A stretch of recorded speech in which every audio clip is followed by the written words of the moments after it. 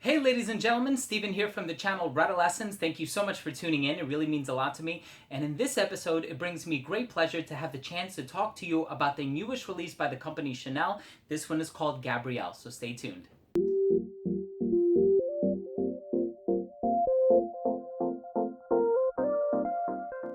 So this fragrance is released this year in 2017. Of course, it's already available at some locations. I bought mine from Las Vegas, Nevada. So thank you, Timmy, for putting me on the map with that one. And this one was composed by Olivier Polge. Olivier Polge is the new in-house perfumer for Chanel. Of course, since his father stepped down from the throne, Jacques Polge, Olivier Polge is the new perfumer. He has already done, I know, one other fragrance for Chanel. He might have done more, but the one that comes to mind is Boy, which is part of the Le Exclusives line. And I also think that that fragrance is pretty good as well. Really nice lavender scent. Now for this scent, it's kind of poignant for Chanel because Gabrielle was Chanel's real name. So of course we have Coco, which was a moniker or a pseudonym. And of course Gabrielle is a name that only her closest friends and family were able to call her. Only those people, her close circle of friends and family, were able to refer to her on that first name basis. Everybody else had to call her Mademoiselle Chanel. So it's a very special fragrance for Chanel for that reason. Now this one is a fresh floral scent, and let's go ahead and take a closer look at the presentation. So the presentation for Gabrielle is very minimalist. Here you have the box. The color scheme of it looks very familiar to the Allure Homme Edition Blanche for men. Very simple. And then here you have the bottle, and each one of these corners and how it dips into the center, each one is supposed to represent a different floral that's contained in this scent. So you have, I don't know which corner to start, but you have jasmine, tuberose, ylang ylang, and orange blossom. And they're supposed to create a fifth imaginary floral note. Pretty cool presentation. The cap does kind of click into place. I wouldn't pick it up from the cap though. And the distribution on the atomizer is excellent. Now, as soon as this fragrance opens up, it has a clear floral component. So if you don't like floral fragrances, you might not like this one, but personally, I think the florals work really well in this scent. Now, this scent is supposed to convey a fantasy floral note. And what that is, it's a combination of four other notes. We have jasmine, tuberose, ylang ylang, and orange blossom. So the jasmine is supposed to be the exotic and clean note. The orange blossom is supposed to be the fresh, crisp, effervescent citrusy note. Tuberose is supposed to be the rich and creamy note. And we have ylang ylang, which is supposed to be the green and fruity note. And all of them coming together are supposed to create this fifth imaginary floral note. And I think it works really well in this scent. And it has this note of black currant in the background, and it has just a nice touch of fruity sweetness, but it's not overly done. I love that the ylang ylang is not so strong that it gives it a tropical vibe. And I like that the tuberose isn't so creamy that it's evocative of many other iris-based fragrances on the market. I think the blend of the four florals in here work really well, and they work in great harmony with one another. Now in the base, you are going to get some woods and musks. Personally, I don't think the woods are that strong. They are of a synthetic nature, but I don't think they're that strong that you can discern whether it's oak or cedar or sandalwood.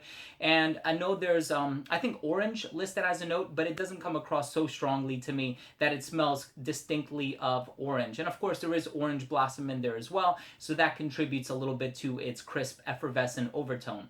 Overall, I think this is a great fragrance from Chanel. I know a lot of people out there were expecting fragrances the likes of some of Chanel's previous releases in their history. I know we have number 19, which is a rose and patchouli type of a fragrance. We have number 5, which is the aldehydic floral by Ernest Beau from the 1920s. And of course, we also have fragrances like Chance and Allure. This is on the lighter variety. So for a lot of people, like my mother, for example, she loves Coco Chanel, and that's one of her favorites. Now, this one, on the other hand, it is going to be of a lighter variety. This one is focused more on the florals. There's nothing overly green about it. There's nothing coniferous or deciduous about it. There's nothing gourmand about it. It's more of a light, fresh, floral, musky type of a scent.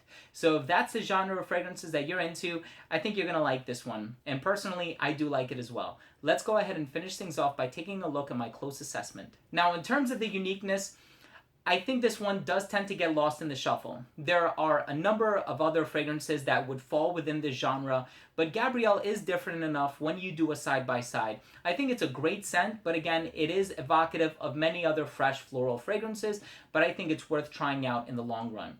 As far as longevity is concerned, you're going to get a solid 6 hours. I wore this one in a high contact area, meaning my wrist, and of course a few hours later, about 6 hours later, it was gone. So longevity on this one is in the average realm, maybe a little bit on the lower end of average. It is eau de parfum concentration, so 6 to 8 hours is expected.